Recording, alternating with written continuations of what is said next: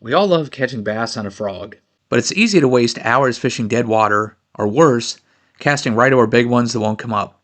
Let me show you the trick that finds the juice fast and gets bonus bites most guys miss. All right, I know you know these. This is a frog, this is a toad. We love to catch them on those, but this is a jig, and this is how I find them so I can catch them on those. So you can see we're on a huge lily pad flat today. Frog works great. Once you find them, I mean, this thing is the hammer, right? I can slow fish it, I can keep it on top of them.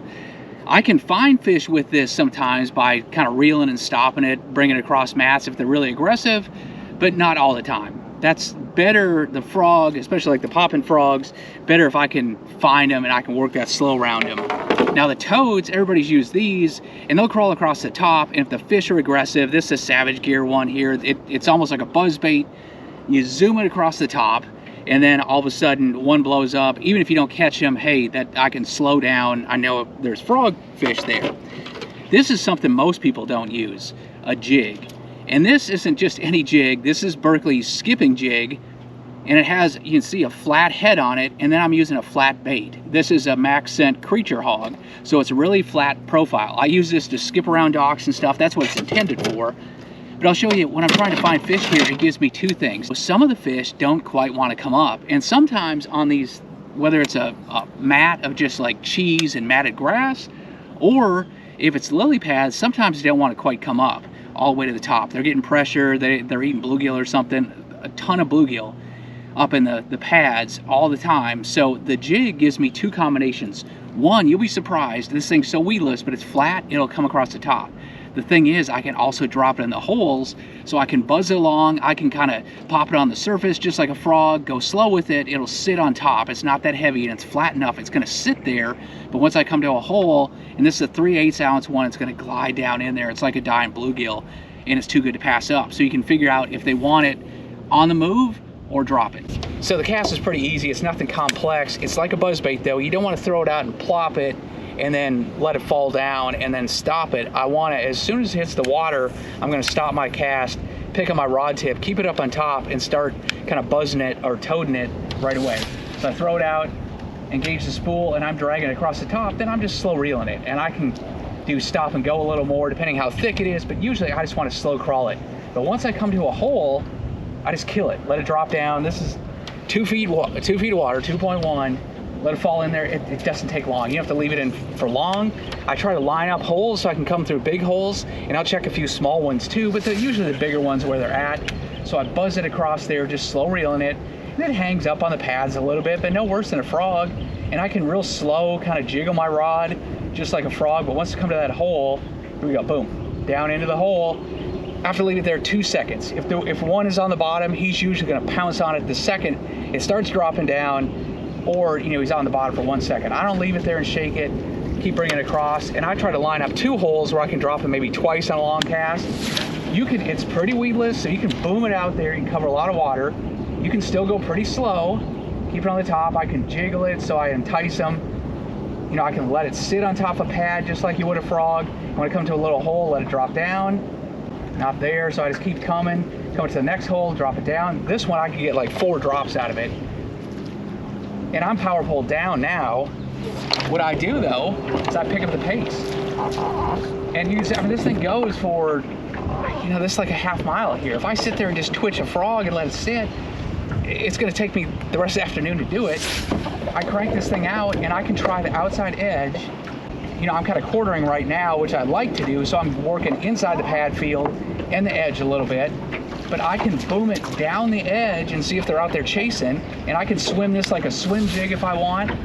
I can pop my rod tip and then swim it and slow, steady reel it, or just twitch it like that, like a southern style swim jig, and I can see if there's active ones that would normally eat like a spinner bait or a bladed jig, like a chatterbait or a slobber knocker, and then I can boom it as far back as I want into the standing stuff, and I can just reel it across there and do the same thing. And if they're back in there, I'm twitching stuff. I just want one to blow up. And I may catch it, like I said, I let it go in the hole. I might catch it on the holes, but I can cast this thing a mile and I can move it pretty quick. The 3/8, it's enough weight that it's pushing down the pads or the slop where it's creating a disturbance. They're gonna find it, but it's not so much where it's sinking down in there, and I can still drop it in the holes. So like I said, I can cover water fast, and I'm looking for a couple bites.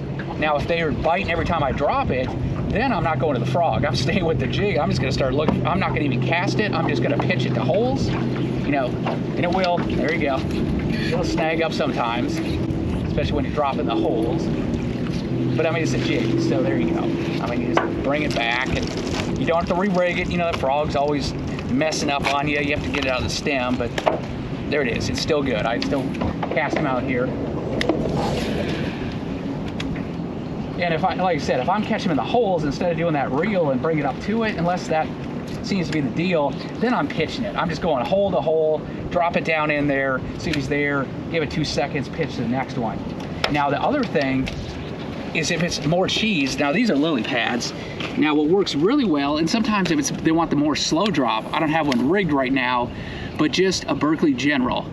And here, let me grab one, I'll show you. So actually I have one on my wacky rig rod, but you know, Berkley General, it's just a stick bait and all your, you know, Senko type baits work. The General is really, really heavy. With that max scent, it absorbs water, so I mean, this thing is heavy. So I can cast it, and it, if it just floats on top of that cheese, that matted surface, or the pads, it's like it has to push down a little bit for them to kind of be more aware of it, or you only get them in the holes. So I like this, I can cast it weightless. I just weightless Texas rig it and twitch it along, and it's real subtle on top of that, all the pads and cheese. But then when it falls, all of a sudden, instead of that jig going boom and dropping to the bottom, this thing is gonna do just the die-in fall that they all like, and the tail just wiggling going down. Sometimes that gets them, especially in the heat of the summer when they've been beat up a bit. A lot of times, a weightless Texas rig, throwing this on top of the surface and just twitching it is more subtle than a frog, works even better. So that's how you can go even more finesse. But I can boom this thing, Texas rig, I mean, it never hangs up, so you can throw it back as far as you want and really cover water with it. Now some of you will probably say, well, I could throw a swim jig, through there and I can get it, you know, I can do the same thing. And the problem is the swim jig with more of this cone style head, it wants to penetrate more. It doesn't want to stay on the surface. It's fine on the outside, but swim jigs typically don't have as heavy of a weed guard, so they hang up more. You can get the heavy duty ones. And you know, if they're on the edge, so there's sometimes the swim jig works, but that's why you can't just use any jig. You need one that's not too heavy. You definitely don't want that cone style head. This has kind of an archy style head, a real broad shouldered one, but it's real flat. So that skims on the surface. Like I said, it's made for skipping around boat docks. It's called the Skippin Jig from Berkley, and it has the creature hog, that flat bait on the back. If I put like a swim trailer on it, a little swim bait or something, a 3.8 or drip minnow, something like that, it's just going to penetrate too much. You need something broad there that stays on top, and I can swim this thing around, cover a ton of water till I get bit. Once I do, then I can slow down and catch them. Then I can catch them on frog.